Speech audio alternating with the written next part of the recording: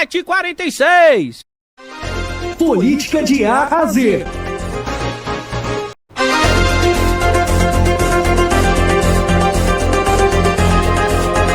Política de A a Z, chegando aqui no seu rádio, olha só.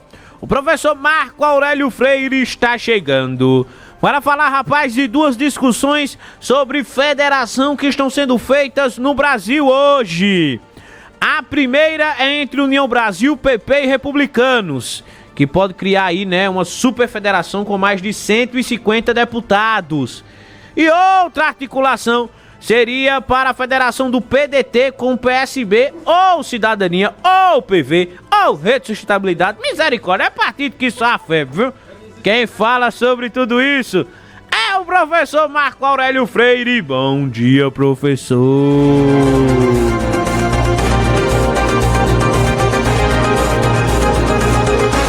Bom dia, ouvintes da Rádio Cidade. Bom dia, ouvintes do Café Forró e Política. Bom dia, meu amigo Lucas Medeiros.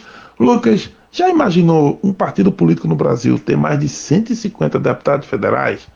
Bem, tudo caminha para a gente entender que pode ocorrer isso sim, e já há articulações políticas bem favoráveis a esse cenário. Eu falo das federações partidárias. Desde que elas foram implementadas na legislação, o Brasil já viu nascer 3 dessas entidades. A primeira delas é a do PSDB Cidadania, também tem a do PSOL com a Rede e a Brasil da Esperança, que reúne o PT, o PV e o PCdoB. As federações funcionam do seguinte modo: elas vão lembrar um pouco aquelas coligações partidárias de antigamente, mas com algumas diferenças. Primeiro que a federação funciona nos 3 níveis: nível federal, nível estadual e nível municipal. Portanto, a federação une os partidos nos 5.500 municípios do país. Outra coisa, as coligações, elas eram temporárias e feitas às vezes apenas para a eleição. Muitas vezes acabava a eleição e se acabava a coligação. Agora não, a federação funciona para 4 anos. Portanto, ela atravessa 2 eleições, a eleição geral e uma eleição municipal, pelo menos. E aí é o seguinte, quando os partidos fazem a união, né, eles continuam funcionando independente, como cada um como o seu próprio partido, mas em termos de parlamento, eles precisam funcionar em conjunto e também para a eleição. Portanto, para se decidir uma federação, precisa de muita, mas muita articulação, muita discussão entre todos os envolvidos, porque tem estado que funciona bem e tem estado que é a maior peleja, a maior dificuldade para que se possam unir. Olha, dito isso, nós temos uma possível federação que já está sendo chamada de superfederação, porque ela reuniria o PP, o Republicanos e o União Brasil.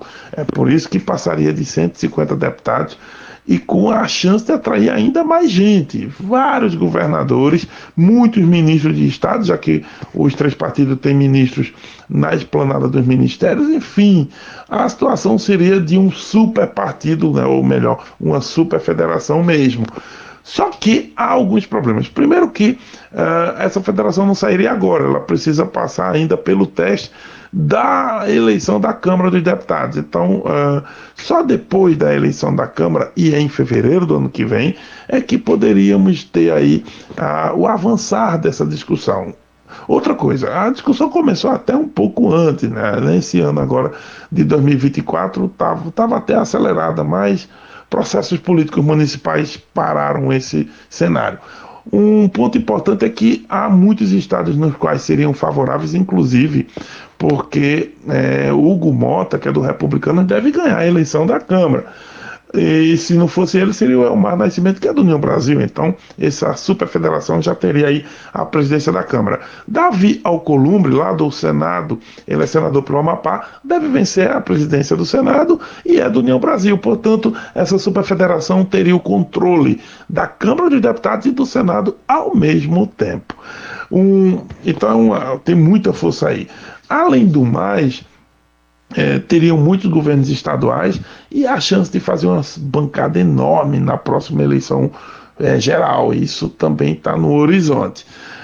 A força política do partido, pelo que eu já falei, seria imensa, colocaria qualquer governo nas cordas, inclusive o governo Lula, ou eventualmente mesmo um governo de direita teria que negociar com esse partido, concentraria muitas forças em cima com relação ao centrão, que há outros partidos no centrão, mas teriam que sempre levar em consideração a união dessas três forças.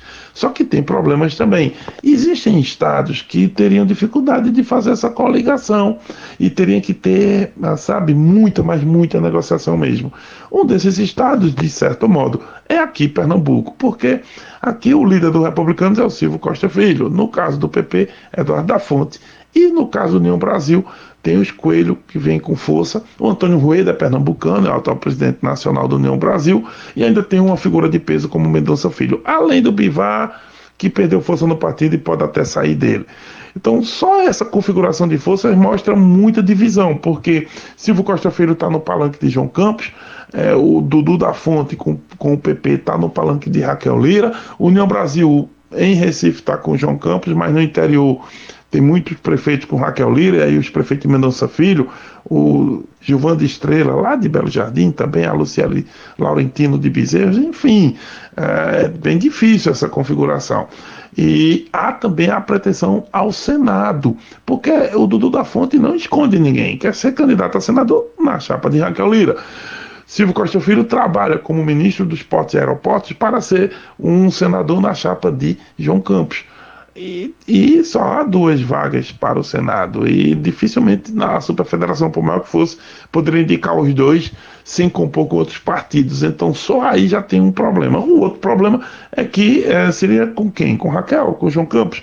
Bem, é muita situação ainda para negociar. Pernambuco é um estado importante, mas é óbvio observarmos se as negociações vão avançar. Não é um partido só, são 3, e isso tem um peso enorme. Porém, se sair essa superfederação, é bom ficar de alerta, porque seria realmente um modelo de um superpartido no Brasil, coisa que a gente ainda não experimentou em relação ao país desde a redemocratização.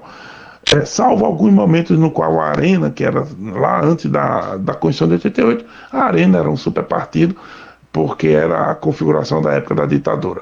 E falando ainda nesse assunto de federação, de acordos partidários, tem o outro lado também. Nós temos o Carlos Lupe, presidente do PDT, que também é ministro da Previdência.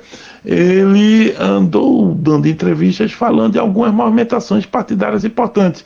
É bom lembrar que o PDT perdeu força nas eleições municipais, perdeu mais de 160 prefeitos. E, portanto, está buscando ali negociar com outros partidos, talvez até fazer uma federação. Há uma especulação de que o PDT poderia fazer uma federação com o PSB, que saiu fortalecido. Ganhou mais de 50 prefeituras nessa última eleição. Aliás, dos partidos de esquerda é o maior em relação a prefeitos. Porém, Carlos Lupe também falou que há insatisfações em outras federações, que o Cidadania poderia deixar a federação com o PSDB, que o PV pode deixar a federação do PT e do PCdoB, e que a Rede de Sustentabilidade poderia sair da federação com o PSOL. Portanto, aí o PDT encontra elementos, partidos mais afinados, para quem sabe fazer uma nova composição, incluindo o PSB e talvez algum desses outros partidos. E isso também mudaria o jogo político para 2026. Mas tudo isso a conferir. Então, vamos aguardar as negociações, o andar da carruagem, os interesses mesmo dos partidos e ver como é que vai se dar o jogo para 2026. Mas até lá, eu volto amanhã com mais comentários, se Deus quiser. Zap Zap da cidade. No Zap Zap, no Zap Zap. O ouvinte participa pedindo músicas, falando sobre seu bairro. O telefone que mais toca na cidade. 998788099.7